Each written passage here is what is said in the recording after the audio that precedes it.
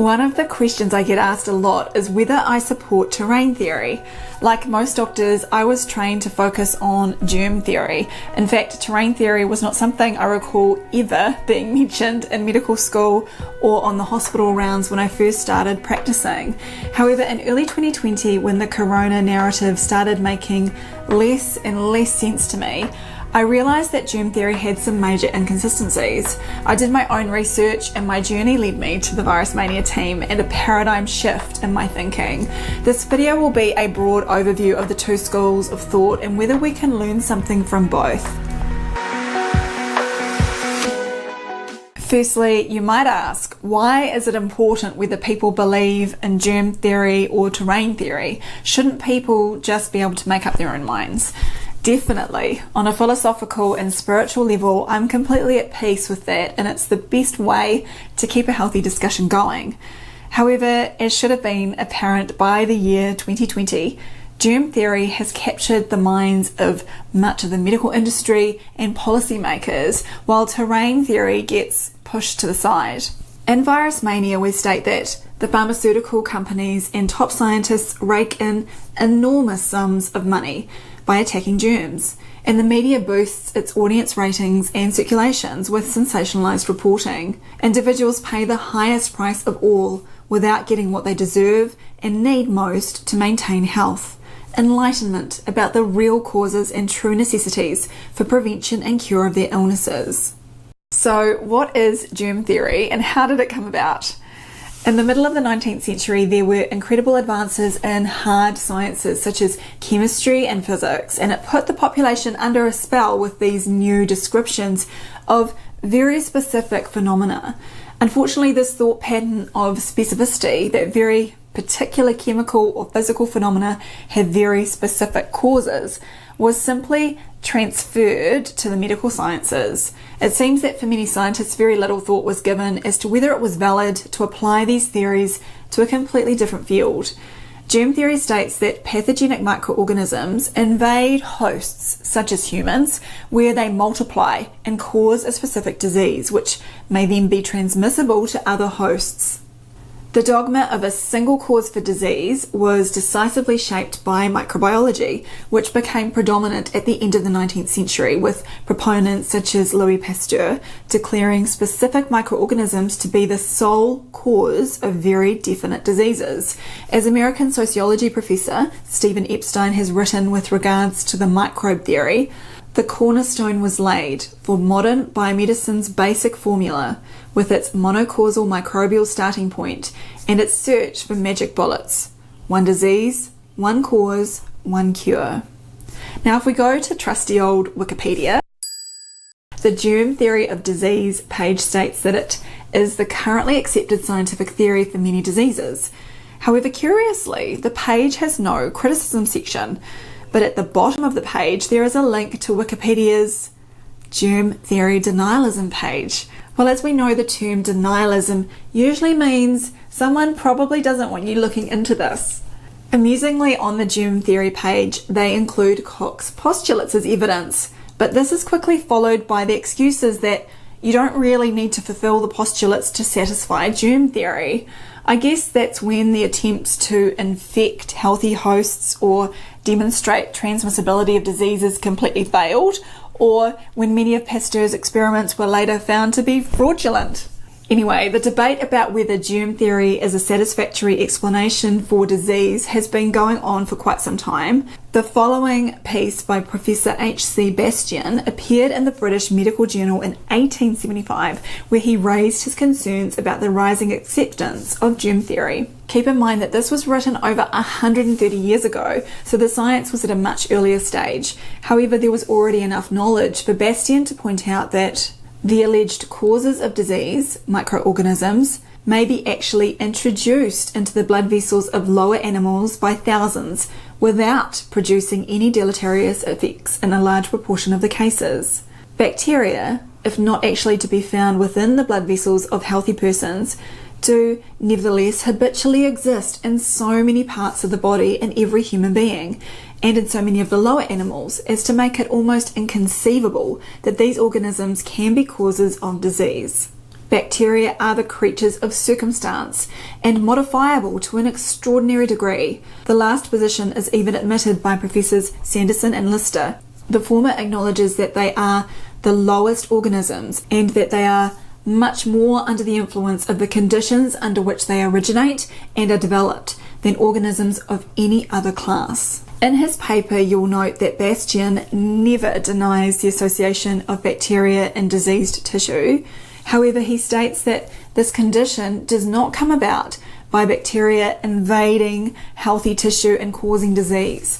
On the contrary, the tissue is already unhealthy and the changed conditions allow the bacteria to take the upper hand, but they certainly don't instigate the disease themselves.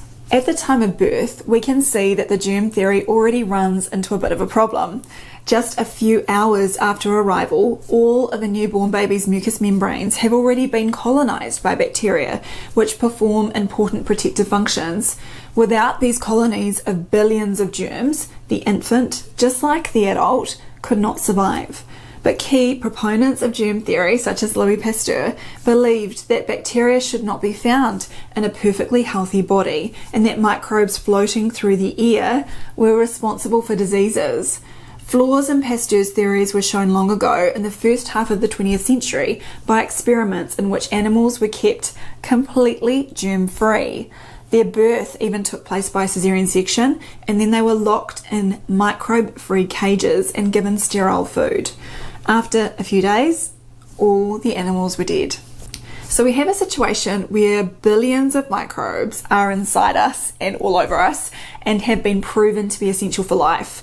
A team led by Jeremy Nicholson remarked in 2004 that humans can be considered superorganisms with an internal ecosystem of diverse symbiotic microbiota and parasites that have interactive metabolic processes. Additionally, our gut is estimated to contain around 1 kilogram or over 2 pounds of microorganisms. It makes you wonder how much of a healthy human body is human and how much is foreign. Maybe these terms are not actually appropriate at all. And that's why we have another much less known way of thinking, known as terrain theory. Microbes are found in an environment, or terrain, and the microbe is nothing. The terrain is everything, is the phrase attributed to Claude Bernard, one of the best known representatives of a holistic approach to health. Terrain theory, which is also known as cellular theory, holds that the body provides the environment or terrain for microorganisms. If the body is healthy, it remains in balance with the microorganisms that colonize it. If the body is compromised, those same microorganisms respond to the environmental changes and cause what we know as disease, but they are not invasive or transmissible in the sense of germ theory.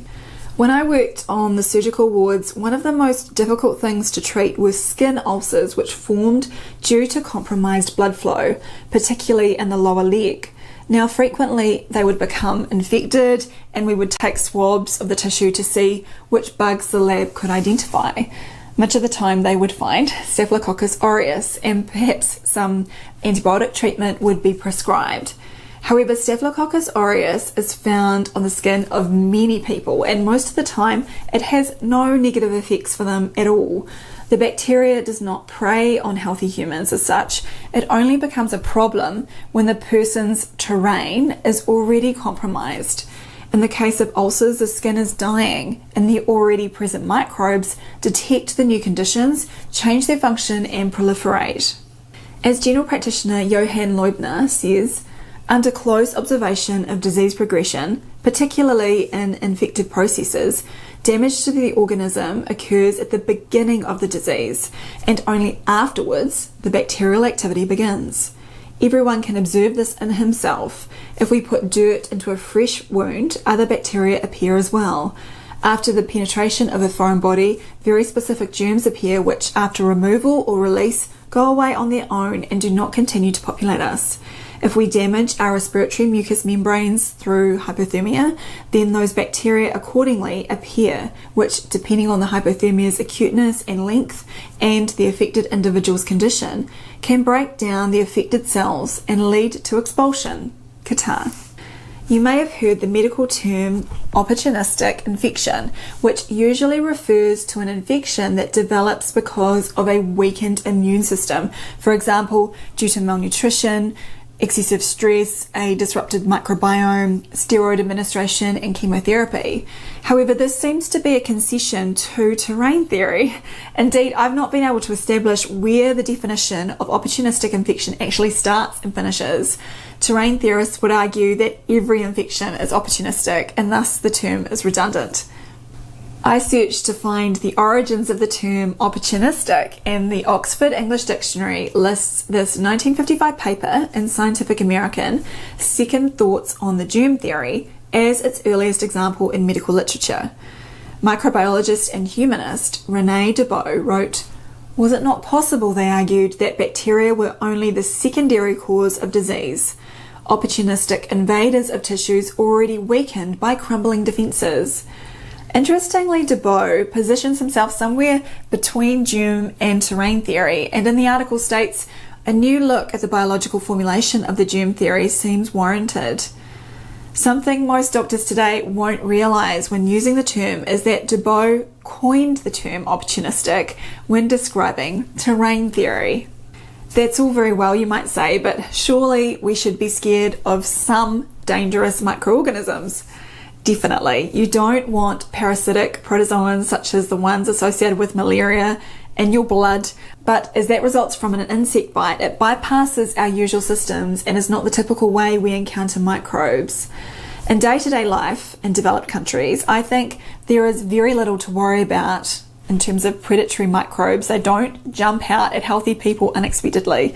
In this sense, I think that pathogenic microbes are the exception rather than the rule.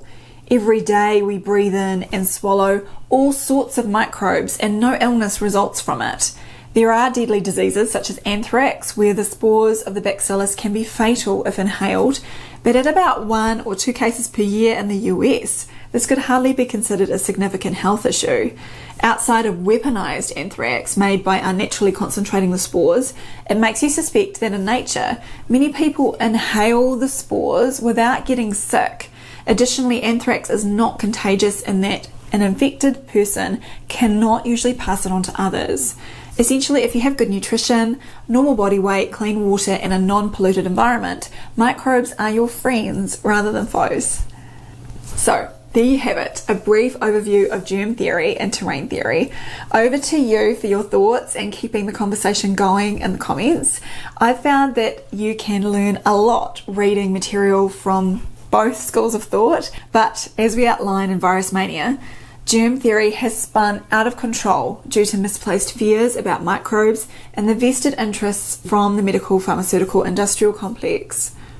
Personally, I suspect that focusing on germ theory can lead people to be fearful and anxious with a habit of externalizing their health and a view that medicine must fix them. They worry about catching disease from others and can even advocate coercive measures against fellow humans who they perceive as threats. On the other hand, I find terrain theory advocates to be more at peace with the environment and a belief that they themselves are the key to their health. They don't have much faith in putting many pharmaceuticals in their body and focus more on aspects such as nutritional and spiritual well-being. You may have seen a meme in circulation that I find effective on several levels. Obviously, it's about physical health, but I think it also encapsulates the psychological and social themes I've just mentioned. I wonder from a psychological perspective if Jordan Peterson would agree that cleaning the tank, or as he would say, cleaning your room, has benefits beyond that which are immediately apparent. Maybe the result is helpful on multiple levels of health. In any case, I'm going to keep my tank, or at least my room, clean.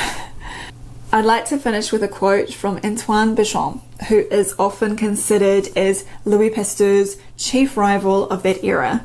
Unfortunately for Béchamp, his ideas and philosophy were not useful for political players in the nascent drug industry, so unlike Pasteur, he doesn't get a mention in most textbooks.